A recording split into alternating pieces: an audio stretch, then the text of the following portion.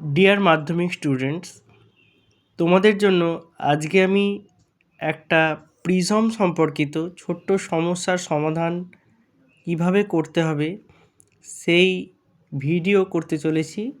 তার আগে আমরা জেনে নিই প্রিজমের মধ্যে আলোর প্রতিসরণ ঘটে, কারণ বাতাস থেকে যখন প্রিজমের উপাদানের মধ্যে আলো যায় তখন লঘু মাধ্যম থেকে ঘন মাধ্যম এবং পরে আবার ঘন মাধ্যম থেকে লঘু মাধ্যমে আলো যায় বলে এক্ষেত্রে প্রতিসরণ ঘটে।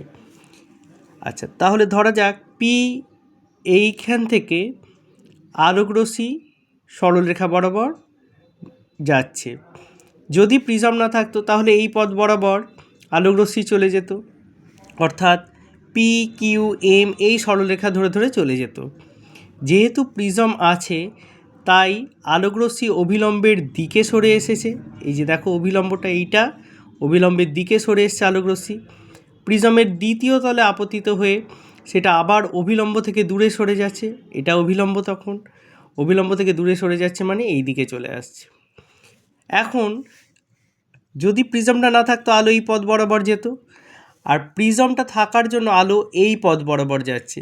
তাহলে এই যে কোণটা, এই কোণটাকে বলা হয় যে চ্যুতি কোণ, বা আলোকরশ্মির চ্যুতি কতটা হয়েছে। চ্যুতি মানে কি, যে পথ বরাবর যাচ্ছিল তার থেকে কত ডিগ্রি কোণে বেঁকে সে এখন নির্গত হচ্ছে। এটাকে অনেক বইতে নির্গত রশ্মিও বলা হয়। আচ্ছা, এখন এই যে কোণটা, এটাই হচ্ছে প্রিজমের কোণ বলা হয়। প্রিজমের কোণ বলতে এটাকে বোঝানো হয়। এই দুটো হচ্ছে অভিলম্ব। আপতিত রশ্মির সাথে অভিলম্বের যে কোণ তাকে বলা হয় আপতন কোণ। প্রতিসৃত রশ্মির সাথে যে কোণটা হয় তাকে বলা হয় প্রতিসরণ কোণ। আর R1 আর R2 হলো প্রথমবার প্রতিসরণের পর প্রতিসরণ কোণ, এবং এখানে R2 হলো আপতন কোণ দ্বিতীয়বারের ক্ষেত্রে, মানে দ্বিতীয় তলে যখন আপতিত পড়ছে এই R2টাকে আপতন কোণ ধরছি, I2টাকে প্রতিসরণ কোণ ধরছি। তো তোমাদের ইতিমধ্যেই প্রিজম সম্পর্কিত যে সমাধান সেগুলো হয়ে গেছে। তো আমরা মেনলি যেটা জানি, চতুর্ভুজ এ কিউ এন আর থেকে পাই এ কিউ এন আর থেকে পাই কোণ এ প্লাস কোণ কিউ এন আর, এ প্লাস কোণ কিউ এন আর এই দুটোর সমষ্টি হচ্ছে 180 ডিগ্রি। কেন না, এইটা তো অভিলম্ব, এটাও অভিলম্ব, তাহলে এই কোণগুলো কত করে হবে, যে 90 ডিগ্রি করে হবে। তাহলে দুটো 90 ডিগ্রি মানে 180 ডিগ্রি। একটা চতুর্ভুজের মোট 4টি কোণের সমষ্টি হয় 360 ডিগ্রি। তাহলে যদি দুটো কোণেই 180 ডিগ্রি হয়ে যায়, পড়ে রইল আর 180 ডিগ্রি, সেই কোণটা এইটা আর এইটার সমষ্টির সাথে সমান হবে। তাই লেখা হচ্ছে এ প্লাস কোণ কিউ এন আর সমান 180 ডিগ্রি। আবার ত্রিভুজ কিউ এন আর থেকে পাই, কিউ এন আর থেকে পাওয়া যায় কোণ R2 R1 এবং এন, এই তিনটের সমষ্টি হয় 180 ডিগ্রি। ত্রিভুজের তিনটি কোণের সমষ্টি সবসময় 180 ডিগ্রি হবে। তাই সেখান থেকে একবারে লিখে দেওয়া যাচ্ছে কোণ এ সমান R1 প্লাস R2। প্রতিসরণের ক্ষেত্রে ন্যূনতম চ্যুতির জন্য লেখা যায় R1 সমান R2। তাই এই সমীকরণে যদি আমি বসাই, দেখছি এ সমান 2R1 বা R1 সমান কোণ এ বাই 2, এটুকু বোঝা গেছে। আবার প্রিজমের ক্ষেত্রে চ্যুতিকোণের ফর্মুলা হয় ডেল্টা সমান I1 প্লাস I2 মাইনাস এ। ন্যূনতম চ্যুতির ক্ষেত্রে আবার I1 সমান I2ও হয়ে থাকে। তাই ডেল্টা এম সমান 2I1, এই যে এখানে বসিয়ে দিচ্ছি, মাইনাস এ। তাহলে I1 হয়ে যাচ্ছে ডেল্টা এম। কেন লিখছি, ন্যূনতম মিনিমাম বোঝানোর জন্য এম কথাটা ব্যবহার হচ্ছে, প্লাস কোণ এ মানে প্রিজমের কোণ বাই 2।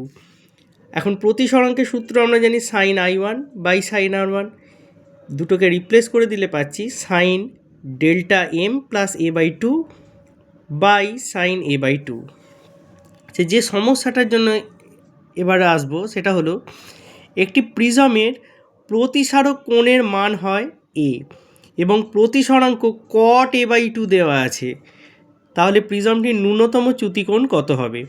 অপশানগুলো আছে 180 ডিগ্রি মাইনাস এ, 90 ডিগ্রি মাইনাস এ, 180 ডিগ্রি মাইনাস 2a, আর ডিতে আছে এ বাই 2। আচ্ছা দেখা যাক, শর্তানুযায়ী মিউ সমান কট এ বাই টু, আবার ন্যূনতম চ্যুতির জন্য লেখা যায় মিউ সমান sine delta m plus A by two by sine a by two. একটু আগেই সেটা প্রমাণ করেছি। মিউয়ের জায়গায় মান বসিয়ে দিচ্ছি, কট এ বাই টু সমান sine delta m plus A by two by sine a by two. এখন কট মানে আমরা বুঝি কস বাই সাইন, তাই না? ট্যান যেমন সাইন বাই কস, তেমনি কট মানে হচ্ছে কস বাই সাইন। তাহলে সেইটা দ্বারা রিপ্লেস করেছি। করতে দুটোরই হরের ক্ষেত্রে আমরা দেখতে পাচ্ছি সাইন এ বাই টু আছে, ওই দুটোকে বাদ দিয়ে দিলাম।